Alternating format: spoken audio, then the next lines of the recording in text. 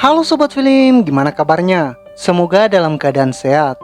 Kali ini kita akan merangkum alur cerita film yang bergenre action survival. Film ini adalah salah satu film terbaik dan juga favorit saya nih. Oke, tanpa banyak bacot di awal, kita masuk ke alur cerita filmnya.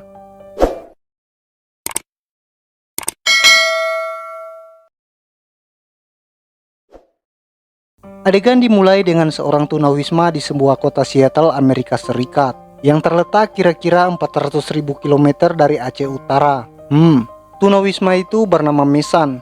Dia sedang mengais-ngais tempat sampah untuk mencari sisa-sisa makanan. Kemudian setelah mendapatkan makanan, dia memanggil anjing kesayangannya yang bernama Mingo.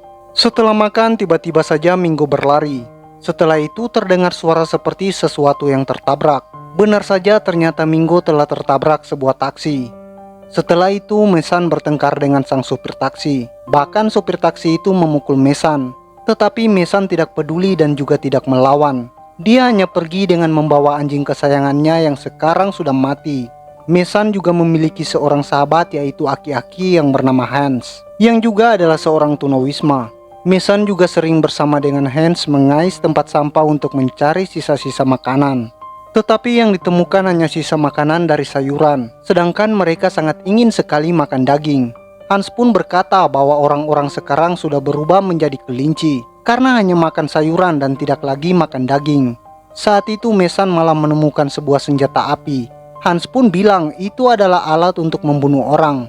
Hans bilang periksa selalu kondisi laras senjata jika akan digunakan. Jika larasnya tersumbat, maka senjata itu akan meledak di tangan dan membunuh penggunanya. Beralih keesokan paginya, Mesan terbangun dari tidurnya. Dia kemudian berbicara pada Hans dan membangunkannya. Tetapi Hans tidak bangun dan tidak juga menjawab. Mesan pun merasa curiga lalu memeriksa denyut nadi di tangan Hans. Benar saja, kecurigaan Mesan, ternyata Hans ini sudah tidak bernyawa lagi. Mesan pun merasa sangat sedih dan terpukul. Dia telah kehilangan dua sahabat setianya dalam satu hari. Lalu Mesan menguburkan Hans tepat di samping Mingo dikuburkan. Scene pun berlanjut keesokan harinya. Mesan berjalan melewati beberapa orang yang sedang membagikan sarapan gratis, nasi kuning dan juga lontong kari. Saat itu ada seorang yang bernama Carl dan sudah mengenal Mesan sejak lama. Dia sedang membagikan sarapan gratis untuk orang-orang yang membutuhkannya. Carl pun merasa heran karena tidak seperti biasanya. Mesan yang biasa mengais-ngais tempat sampah untuk mencari sisa makanan, kali ini justru malah melewatkan sebuah sarapan gratis begitu saja. Carl pun memanggil Mesan, tetapi Mesan cuek dan terus saja berlalu. Hingga kemudian Carl yang merasa penasaran pun mengikuti Mesan. Mesan kemudian berhenti berjalan dan berdiri di sebuah pinggir jalan. Saat itu terlihat ada sebuah truk kontainer yang akan melintas. Nampaknya Mesan sengaja menyeberang saat truk itu melaju sudah sangat dekat. Ternyata Mesan berniat untuk bunuh diri. Untunglah saat itu Carl dengan sigap menyelamatkan Mesan. Carl langsung saja marah pada Mesan yang berniat untuk bunuh diri. Begitu juga dengan Mesan yang marah pada Carl karena merasa tidak perlu diselamatkan oleh Carl, sehingga sekarang niat bunuh dirinya sudah gagal. Kemudian mereka berdua pun berdebat dan bertengkar hebat. Mesan mengatakan bahwa Carl tidak mengerti perasaannya yang sudah kehilangan anak dan istrinya. Sekarang ditambah lagi dengan kehilangan dua sahabat terbaiknya. Jika dia mati pun tidak ada yang merindukannya. Namun Carl mengatakan Mesan masihlah sangat muda, sangat sehat dan terlihat cerdas. Tidak seharusnya putus asa dan bunuh diri. Lalu Carl menawarkan sebuah pekerjaan bagus pada Mesan untuk menjadi guide survival di alam liar. Kemudian Mesan bilang dia tidak tahu apapun tentang alam liar. Tetapi Carl mengatakan atas rekomendasinya Mesan bisa diterima di pekerjaan itu. Bayaran pekerjaan itu sangat bagus. Carl pun memberi sebuah kartu nama agar Mesan menemui seseorang yang bernama Thomas. Singkat cerita, Mesan pun menemui Mr. Bean. Mr. Bean saat itu memperhatikan penampilan Mesan. Lalu Bean menanyakan berapa bungkus rokok yang Mesan habiskan dalam sehari. Lalu Mesan pun menjawab sebanyak yang bisa dia dapatkan. Bean pun mengatakan bahwa pekerjaan ini membutuhkan ketahanan fisik. Dia khawatir bahwa Mesan yang seorang perokok berat, paru-parunya tidak bisa tahan dengan pekerjaan ini. Tetapi Mesan bilang dia sangat butuh pekerjaan itu. Dia juga punya ketahanan fisik yang bagus. Lalu Mesan saat itu melihat sebuah treadmill. Dia menantang Bean untuk menguji ketahanan fisiknya di treadmill itu. Bean bilang jika Mason bisa berlari selama setengah jam akan mendapatkan $20. Itu sama saja berlari sampai ke Alaska. Akhirnya Mason pun berhasil berlari di treadmill itu dalam waktu setengah jam. Dia mendapatkan $20 serta mendapatkan pekerjaan itu. Singkat cerita, Mason pun pergi bersama Bean dan Carl menggunakan sebuah pesawat ke suatu tempat yang sangat jauh di daerah pedalaman dengan melewati pegunungan dan hutan belantara. Setelah itu, pesawat yang ditumpangi Mason pun tiba di sebuah tempat yang sangat jauh di dalam hutan. Tempat itu disebut dengan Hill Canyon atau lembah neraka. Di tempat tersebut nampaknya sudah disediakan sebuah rumah yang dibuat khusus untuk para pemburu atau survival. Setelah itu tibalah pesawat lainnya yang mengangkut para pemburu, rekan dari Bean dan Carl. Satu persatu Bean memperkenalkan Mason pada mereka. Yang pertama adalah Wolf dan anaknya Derek. Kemudian ada Dr. Hawkins dan yang terakhir adalah Griffin. Lalu pada malam harinya diadakan jamuan makan malam yang penuh dengan suasana keakraban. Setelah itu Mason berbincang dengan Dr. Hawkins yang merupakan seorang psikiater.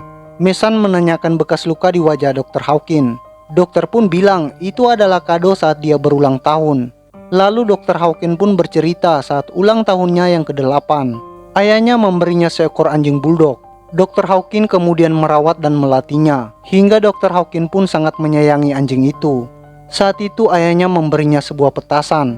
Jika petasan itu dilempar ke arah anjingnya, maka anjingnya akan sangat marah dan menyerang dengan sangat ganas. Pada saat hari ulang tahunnya yang ke-13, ayahnya berkata, hari ini kamu akan berlatih menguasai emosimu.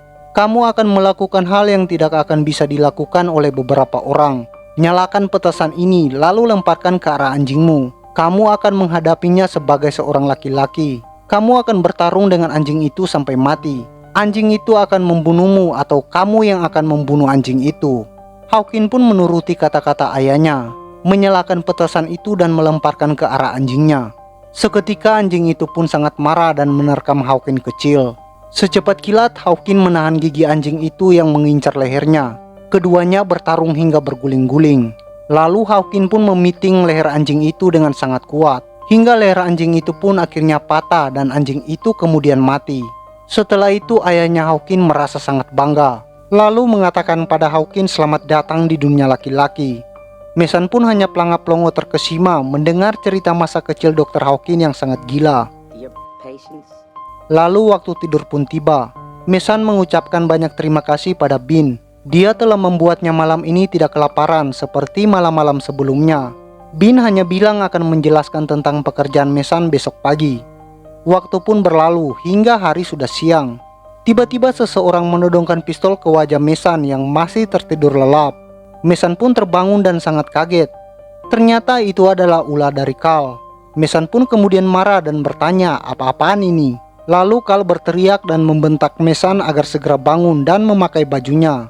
Kemudian berkata bahwa mereka akan memainkan sebuah permainan. Perburuan akan dimulai saat itu juga. Mereka adalah pemburu, sedangkan Mason akan menjadi binatang buruannya. Mereka menyuruh Mason untuk berlari selama mereka akan menikmati sarapan. Setelah itu mereka akan mengejar dan memburu Mason seperti binatang. Lalu Mason pun diseret secara beramai-ramai keluar dari kamar. Disambut dengan sorak-sorai semua orang di dalam rumah itu. Mason pun dilemparkan keluar dari rumah itu. Lalu Bean menembaki Mason supaya Mason segera berlari.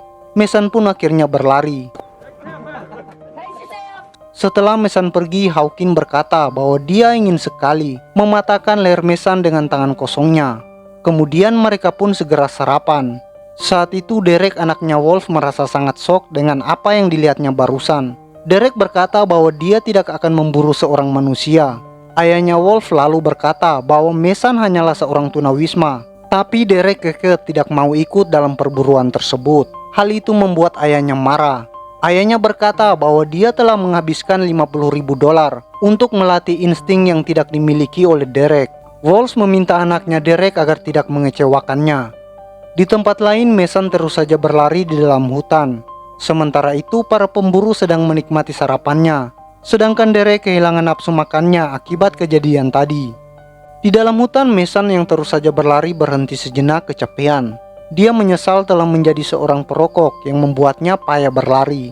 Sementara itu Bean dan kawan-kawan segera berangkat menuju hutan untuk berburu. Mason yang berhenti sejenak segera berlari kembali setelah mendengar ada kendaraan orang-orang yang mengejarnya. Mereka pun terus saja mengejar Mason. Kemudian Hawkins dan Griffin yang melihat Mason segera mengejarnya. Keduanya segera melepas tembakan saat melihat Mason sudah sangat dekat. Namun tembakan mereka hanya mengenai pohon, sedangkan Mason terus saja bisa berlari. Setelah lolos dari kejaran Hawkins dan Griffin, Mason pun berhenti dan mencoba menenangkan diri. Kemudian Mason mencoba untuk memikirkan sesuatu. Ternyata Mason memutuskan untuk kembali ke rumah pemburu di dalam hutan tadi, dengan maksud untuk mencari senjata untuk melawan mereka. Sementara itu Bean dan kawan-kawan di dalam hutan mulai kehilangan jejak Mason. Mereka mulai berpikir bahwa buruan mereka belum pernah ada yang seperti itu. Mereka pun menduga bahwa Mason telah kembali ke rumah tadi. Di dalam rumah pemburu, Mason terus saja berusaha mencari senjata. Saat itu ada sebuah ruangan yang terkunci dengan gembok.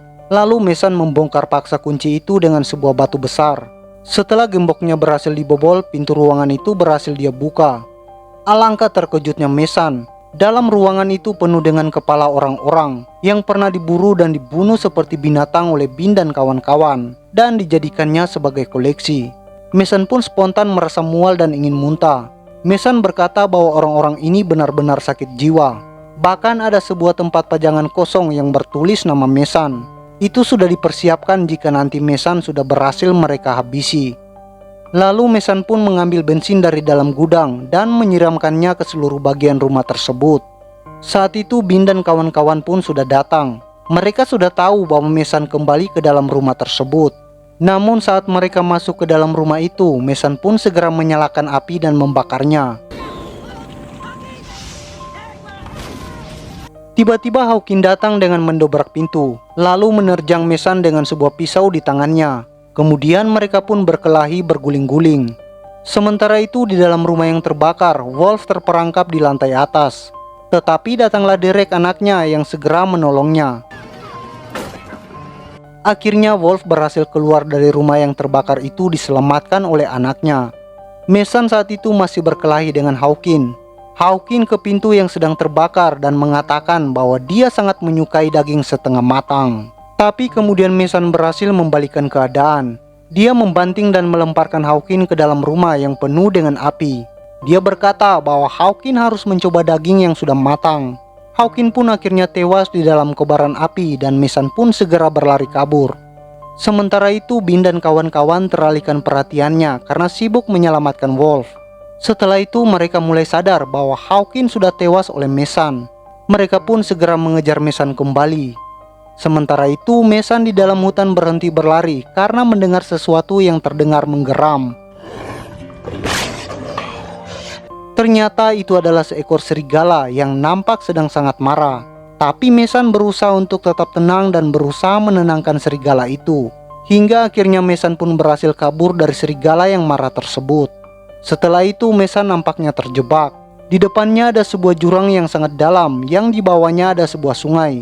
Sementara itu Bean dan kawan-kawan sudah melihat Mason dan melepaskan tembakan. Hingga mau tidak mau Mason pun akhirnya terpaksa melompat ke dalam sungai di bawah jurang tersebut. Dia pun terbawa arus sungai. Hingga akhirnya Mason tersangkut di sebuah dahan pohon yang tumbang yang melintang ke sungai. Adegan pun berlanjut. Griffin nampak sendirian terpisah dari yang lainnya. Griffin mengikuti asap rokok di dalam hutan, yang ternyata itu adalah jebakan yang dibuat oleh Mason. Saat Griffin selang-seling sendirian di dalam hutan, tiba-tiba Bean menghubungi Griffin lewat radio karena terpisah dari yang lainnya. Namun Griffin tidak kunjung menjawab, karena saat itu dia sudah disandra oleh Mason. Mason menyandra Griffin di dalam sebuah gua di lereng gunung. Keesokan paginya Bean dan kawan-kawan menemukan gua tersebut. Mereka menemukan Griffin yang sedang dalam keadaan terikat, sementara Mason sudah tidak ada di tempat itu. Lalu menanyakan keberadaan Mason pada Griffin, tetapi Griffin hanya bilang tidak tahu. Griffin kemudian bilang bahwa dia ingin berhenti dari perburuan itu dan segera pulang ke rumahnya. Griffin mengatakan bahwa Hawkins telah tewas. Mason telah menyandranya semalaman. Mason bisa saja membunuh dirinya, tetapi Mason tidak melakukannya. Lalu Griffin menyarankan Bean agar melepaskan Mason. Bean menolaknya mentah-mentah dan bilang bahwa dia tidak akan bisa melakukan itu. Griffin pun akan meninggalkan tempat itu. Bean kemudian berteriak menyebut Griffin adalah seorang koboi bodoh. Dia menyuruh agar Griffin tetap bersama mereka. Sambil tertawa, Griffin lalu bertanya jika dia meninggalkan Bean dan kawan-kawan, apakah Bean akan menembaknya dari belakang. Lalu Bean menjawab dengan singkat, iya. Saat menoleh ke belakang, Carl dengan sigap menembak Griffin tepat di keningnya, hingga Griffin pun akhirnya tewas. Derek yang melihat kejadian itu di depan matanya merasa sangat syok.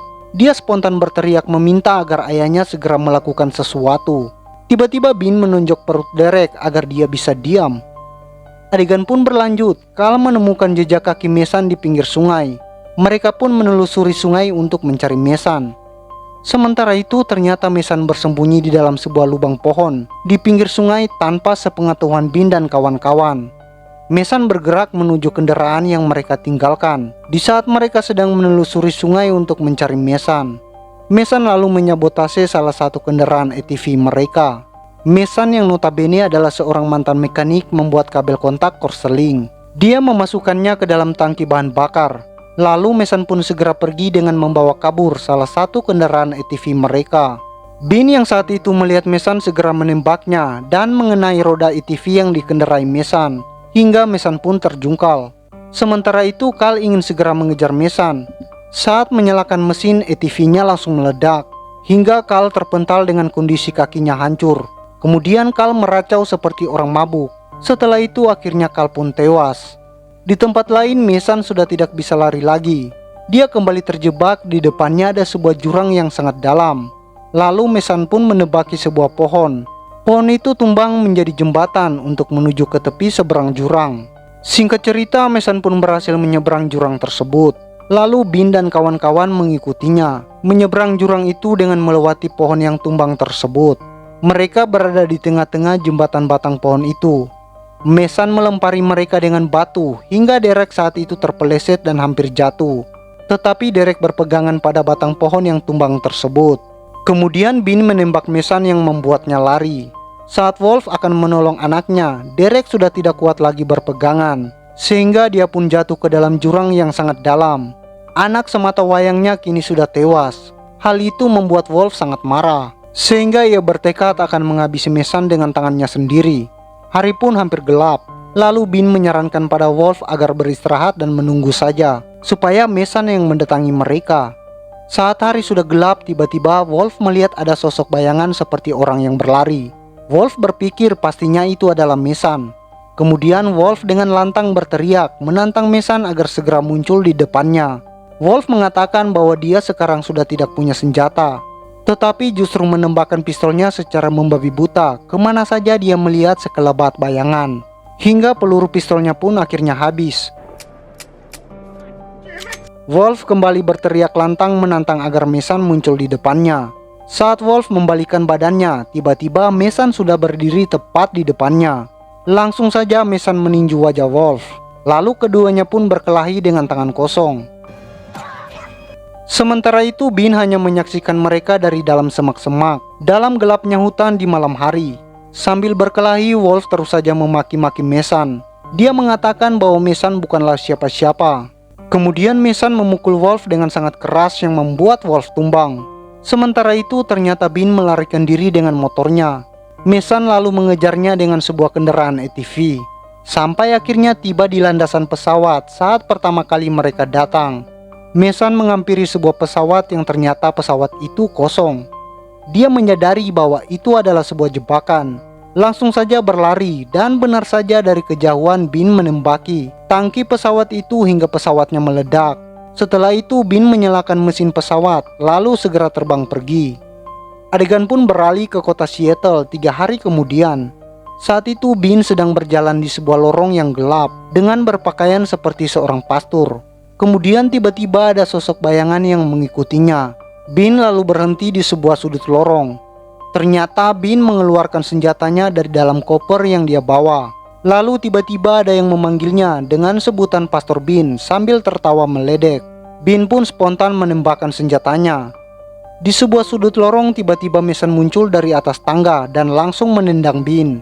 Kemudian mereka pun berkelahi. Pada akhirnya Mason yang lebih unggul. Mason kemudian mengajar Bean. Lalu Mason mengambil senjata Bean dan menodongkannya pada Bean. Bean menantang Mason untuk segera menembaknya. Bean mengatakan bahwa Mason harus segera mengakhiri permainan tersebut. Namun Mason tidak menggubris ucapan Bean. Mason malah bilang permainannya telah selesai, sambil ngolor pergi dan membuang senjata ke lantai begitu saja. Lalu tiba-tiba Bean pun mengambil senjata tersebut dan menodongkannya pada Mason. Tetapi Mason tidak mempedulikannya, dia tetap berjalan dengan tenangnya. Hingga Bean pun akhirnya menarik pelatuk senjata itu dengan bermaksud menembaknya. Namun senjata itu ternyata bagian dalam larasnya Mason sudah sumbat dengan sebuah rokok pemberian Dr. Hawkins. Hingga saat ditembakkan senjata itu meledak di tangan Bean. Akhirnya Bean pun tewas dengan senjatanya sendiri. Mason saat itu bilang selalu cek laras senjata sebelum digunakan, seperti halnya yang dikatakan Han saat menemukan senjata di tempat sampah. Film pun berakhir. Dari film ini kita bisa mendapat banyak pelajaran. Merokok akan membuat Anda rugi dan menyesal di kemudian hari. Janganlah kita cepat percaya dengan ajakan orang lain. Tetap waspada akan hal yang ada di sekitar kita. Oke, sampai jumpa di alur cerita film berikutnya. Ciao.